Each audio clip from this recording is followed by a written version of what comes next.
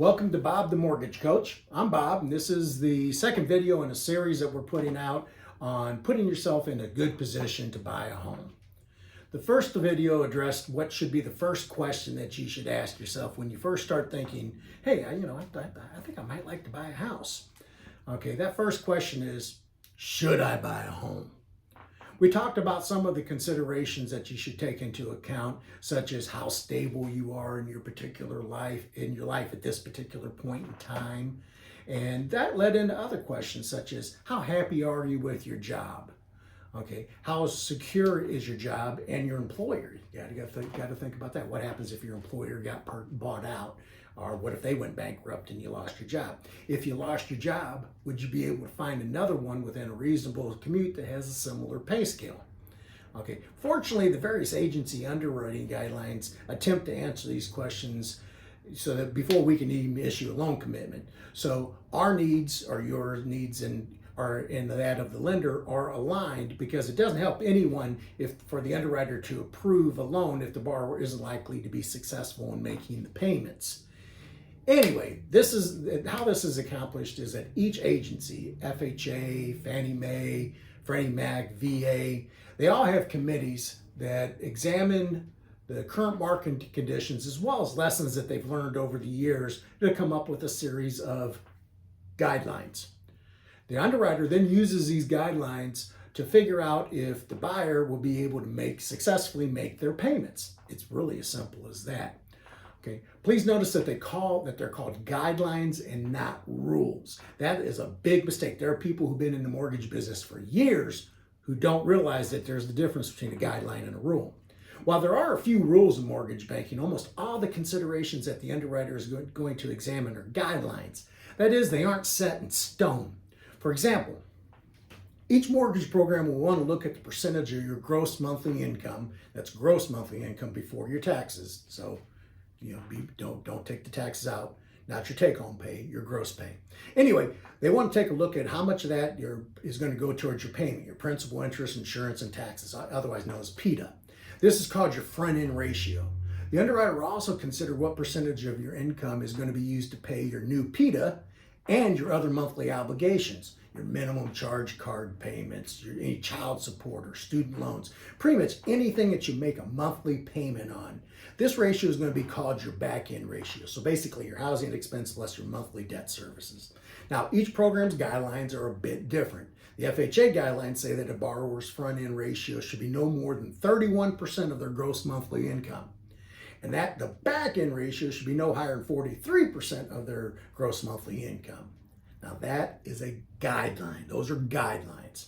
In reality, an underwriter can approve a loan with ratios that are higher than what the guidelines call for, but it has to make sense. And it also has to have what they call compensating factors. Okay, for example, say your total housing expense divided by your gross monthly income, that's your front-end ratio again, turns out to be 37%. Now the guidelines say it should only be 31%, so you're 6% higher than what the guidelines are calling for. Is this going to cause the underwriter to say no? It might, unless you can demonstrate to the underwriter that it makes sense in your particular situation. Maybe you've been very responsible with your use of credit and you don't have any other monthly obligations. Your car's paid for, you don't go crazy on the charge cards, that sort of thing. Anyway, so your front end ratio and your back end ratio are the same. 37% on the front end, 37% on the back end. The underwriter might be able to accept this higher front end ratio because you don't have a bunch of other payments to make. It's as simple as that. Now, the underwriter could still say no because the front end ratio is too high in their opinion based upon the totality of the application. Now you're going to hear that as we go on, the totality of the application. They're taking everything into account, then issuing a decision. Say that your credit score was low because you had some late payments that you had made in the past. Now the underwriter would take that into consideration. If you had not made late payments in the past, it wouldn't be something to worry about, but you did. So they will also look at how long ago those late payments were and why you were late on those payments. Why? And now when we talk late on payments, we're talking about being 30 days over past the payment due date. Anyway, if you can document a good reason for the difficulty, say you can document that you were in the hospital for an extended period of time and that led up to your not being able to pay your bills. Okay, that would be a pretty good reason. Okay, the underwriter might be willing to accept your explanation and your documentation of your explanation. You can say anything you want, but it doesn't count until it's in writing. But anyway, if they feel that your explanation makes sense, they can accept it. Other compensating factors that they might be looking for is if you can put an additional money down on the transaction. I'll give you an example. This one surprised even me. I had a borrower who had entered into a debt consolidation program that resulted in every single one of his debts being listed as past due. His credit score was terrible. I think it was something like 499. But he had just inherited a sizable estate and was able to pay each of his debts current or off, and he was also able to put 20% down on the purchase. Now, we couldn't get the deal to fly when we ran it conventionally. That's Fannie Mae or Freddie Mac. That's what when you hear them say conventional lenders, they're referring to Fannie Mae or Freddie Mac. Okay. Anyway, that's normally where you take someone who was putting 20% down because you wouldn't want to pay, you wouldn't have to pay mortgage insurance, and on an FHA, it doesn't matter how much you put down, you're going to be paying mortgage insurance. Anyway, because the underwriter accepted his explanation as to why he had entered the debt consolidation program, no, he shouldn't have.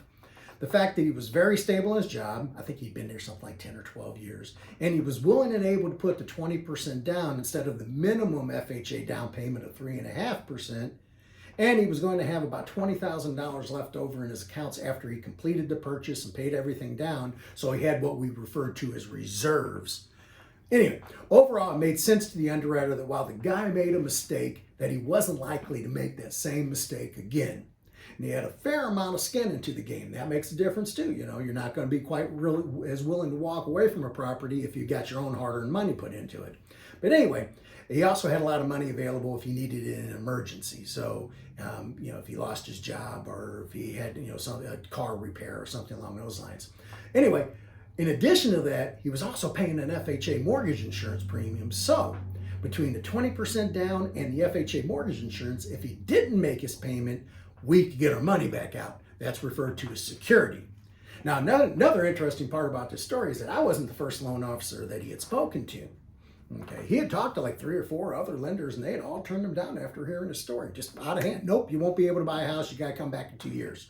Honestly, I didn't even give the guy much of a chance either, but decided it was worth a shot. He had a pretty good convincing story, so we ran the file through the AUS, that's the automated underwriting system, and wonders never ceased. The computer approved him.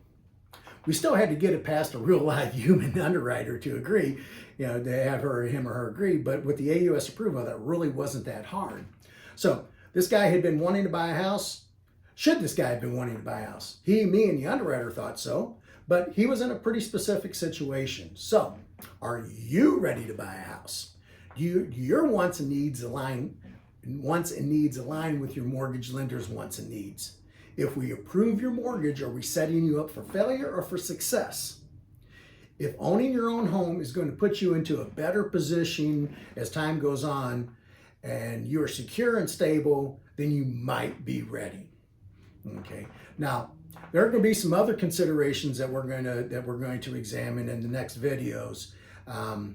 They're going to vary tremendously. Considerations such as like what kind of home you want to buy. Do you want to buy a condo? Do you want to buy a single family detached? Do you want to buy a multi-family building? You want to buy something that's sitting on 5 acres out in the country? There's whatever your situation is, there's another number of considerations to think about. But we'll also look into how much money you'll need to pull the transaction off. So I refer to that as wiggle room money. Anyway, there are also some other considerations such as the neighborhood and that sort of thing. So anyway, if you're already at the point where you think you're ready and you like to get the process started, please feel free to reach out to me through the Contact Me Now button on my website, bobthemortgagecoach.com.